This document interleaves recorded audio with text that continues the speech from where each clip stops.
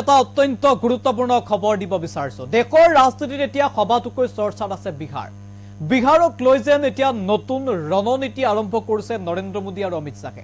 নীতিশ কুমাৰক যেন বিশ্বাসত ল'ব পৰা নাই মোদী অমিত শ্বাহে, যাৰ বাবে নিজৰ গাদী ৰক্ষাৰ স্বাৰ্থত নৰেন্দ্ৰ মোদী আৰু অমিত শ্বাহে আৰম্ভ কৰিছে নেকি নতুন ৰাজনৈতিক সমীকৰণ। কাৰণ বিহাৰত শেহতীয়াকৈ এটা নতুন ৰাজনৈতিক দলৰ আত্মপ্ৰকাশ ঘটিল আৰু তাৰ লগে লগে প্ৰশ্ন উঠিল যে নতুন ৰাজনৈতিক দলৰ আঁৰত আছে নেকি বিজেপিৰ কিবা গোপন এজেণ্ডা। এই সন্দৰ্ভত আমাৰ এক বিশেষ প্ৰতিবেদন আপোনালোকলৈ আগবঢ়াইছো। নীতিশ কুমাৰক বিশ্বাসত ল'ব পৰা নাই নেকি নৰেন্দ্ৰ মোদী অমিত শ্বাহে। বিজেপিৰ গাদী সুৰক্ষিত কৰিবলৈ বিহাৰত বিকল্প ৰাজনীতি নেকি। নীতিশ কুমাৰে যাতে বিজেপিৰ সংগ এৰিব নোৱাৰে তাৰ বাবে মোদীৰ নতুন ৰণনীতি আৰম্ভ নেকি। কিয়নো শেহতীয়াকৈ বিহাৰত আত্মপ্ৰকাশ হ'ল এটা নতুন ৰাজনৈতিক দল জন সুৰাজৰ। IPS আনন্দ মিশ্ৰক লৈ প্ৰশান্ত কিশোৰে আৰম্ভ কৰিলে এটা নতুন ৰাজনৈতিক দল। লগে লগে সমগ্ৰ দেশজুৰি চৰ্চা আৰম্ভ হ'ল। লালু নীতিশৰ বিকল্প হিচাপে প্ৰতিষ্ঠা লাভৰ চেষ্টা নতুন ৰাজনৈতিক দল জন সুৰাজৰ। প্ৰশান্ত কিশোৰে নতুন ৰাজনৈতিক দলৰ আৰম্ভণি কৰাৰ লগে লগে সমগ্ৰ দেশৰ ৰাজনৈতিক মহলত চৰ্চা অনুসৰি বিজেপিৰ নিৰ্দেশতেই প্ৰশান্ত কিশোৰে আৰম্ভ কৰিছে নেকি নতুন ৰাজনৈতিক দল। নীতিশ তেজস্বীক শক্তিহীন কৰাৰ লক্ষ্য নেকি বিজেপিৰ। অভিযোগ অনুসৰি নীতিশ কুমাৰক লৈ যেন চিন্তা বাঢ়িছে নৰেন্দ্ৰ মোদী অমিত শ্বাহৰ। কিয়নো নীতিশ কুমাৰৰ বিৰুদ্ধে পূৰ্বৰে পৰা অভিযোগ আছে যে সময়ে সময়ে পাভলুটি মাৰে নীতিশ কুমাৰে। পূৰ্বৰ বহু উদাহৰণৰ পৰা নীতিশ কুমাৰক যেন এতিয়া বিশ্বাসত ল'ব পৰা নাই নৰেন্দ্ৰ মোদী আৰু বিজেপিয়ে।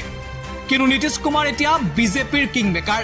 যদি নীতিশ কুমাৰে বিজেপিৰ সংগ এৰে তেতিয়াহ'লে গাদী হেৰুৱাব পাৰে নৰেন্দ্ৰ মোদীয়ে, যাৰ বাবে নীতিশ কুমাৰে যাতে বিজেপিৰ সংগ ত্যাগ কৰিব নোৱাৰে তাৰ বাবেই যেন নতুন ৰাজনৈতিক দল। কিয়নো বিহাৰৰ ৰাজনীতিত নীতিশ কুমাৰক শক্তিহীন কৰিলে বিজেপিৰ সংগ এৰিবলৈ সাহস নকৰে নীতিশ কুমাৰে, যাৰ বাবে প্ৰশান্ত কিশোৰৰ নতুন দলৰ উত্থান হোৱাটো বিচাৰিছে বিজেপিয়ে। চৰ্চা অনুসৰি বিহাৰত অকলেই RJDয়ে চৰকাৰ গঠন কৰিলে বিজেপিৰ সংগ এৰিব পাৰে নীতিশ কুমাৰে। কিয়নো বিহাৰত পূৰ্বৰ জনপ্ৰিয়তা নাই নীতিশ কুমাৰৰ। অকলেই এই পৰিৱেশত চৰকাৰ গঠন কৰাটো হয়তো সম্ভৱ নহ'ব নীতিশ কুমাৰৰ JDUৰ বাবে।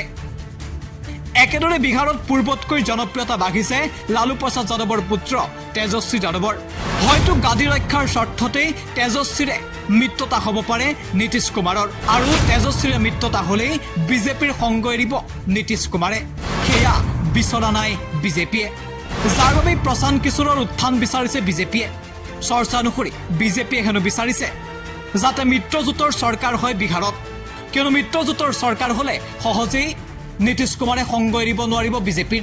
একে সময়তে নীতিশ কুমাৰ আৰু তেজস্বী যাদৱ যদি একছত্ৰী সম্ৰাট হৈ নাথাকে বিহাৰত, একেদৰে প্ৰশান্ত কিশোৰে যদি এইবাৰ কেইবাখনো আসন লাভ কৰে বিহাৰত, তেতিয়াহ'লে নীতিশ আৰু তেজস্বী একছত্ৰী সম্ৰাট হৈ নাথাকিব বিহাৰত, আৰু যাৰ জৰিয়তে হয়তো প্ৰশান্ত কিশোৰ, নীতিশ কুমাৰ আৰু বিজেপিয়ে বিহাৰত চৰকাৰ গঠন কৰাৰ এটা ৰণনীতি প্ৰস্তুত কৰিব পাৰে। যদি প্ৰশান্ত কিশোৰ, নীতিশ কুমাৰ আৰু বিজেপিয়ে মিলি বিহাৰত চৰকাৰ গঠন কৰা হয় তেতিয়াহ'লে নীতিশ কুমাৰে বিজেপিৰ সংগ এৰাটো একেবাৰে অসম্ভৱ হৈ পৰিব, যাৰ বাবে ক্ৰমাৎ জনপ্ৰিয় হৈ পৰা তেজস্বী যাদৱৰ RJDৰ উত্থান হোৱাটো বিজেপিয়ে বিচৰা নাই। কাৰণ বিৰোধী মহাজোঁটৰ অন্যতম শক্তিশালী নেতা লালু প্ৰসাদ যাদৱৰ পুত্ৰ তেজস্বী যাদৱ।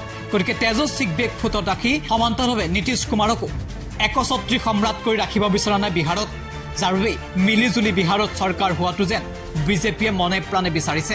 কাৰণ তেতিয়া বিজেপিৰ সংগ এৰাটো নীতিশ কুমাৰৰ পক্ষে একেবাৰেই অসম্ভৱ হৈ পৰিব।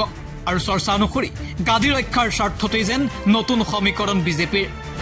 কিয়নো অভিযোগ অনুসৰি বিজেপিৰ সৈতে হেনো ঘনিষ্ঠতা আছে প্ৰশান্ত কিশোৰৰ, আৰু সেই ঘনিষ্ঠতাৰ অজুহাততেই হেনো অভিযোগ অনুসৰি প্ৰশান্ত কিশোৰক পাকে প্ৰকাৰান্তৰে সহায় কৰিছে বিজেপিয়ে, আৰু প্ৰশান্ত কিশোৰৰ জন সুৰাজৰ উত্থান হোৱাটো হেনো বিচাৰিছে বিজেপিয়ে। পিছে চৰ্চাৰ অৱসান ঘটিব বিহাৰ বিধানসভা নিৰ্বাচনৰ ফলাফলৰ পাছত, কিয়নো নিৰ্বাচন এতিয়া সমাগত। পিছে বিহাৰৰ নিৰ্বাচনৰ স্পষ্ট হ'ব এই চৰ্চা কিমান দূৰ সত্য হয়।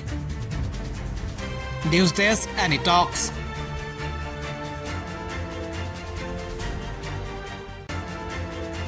নীতিশ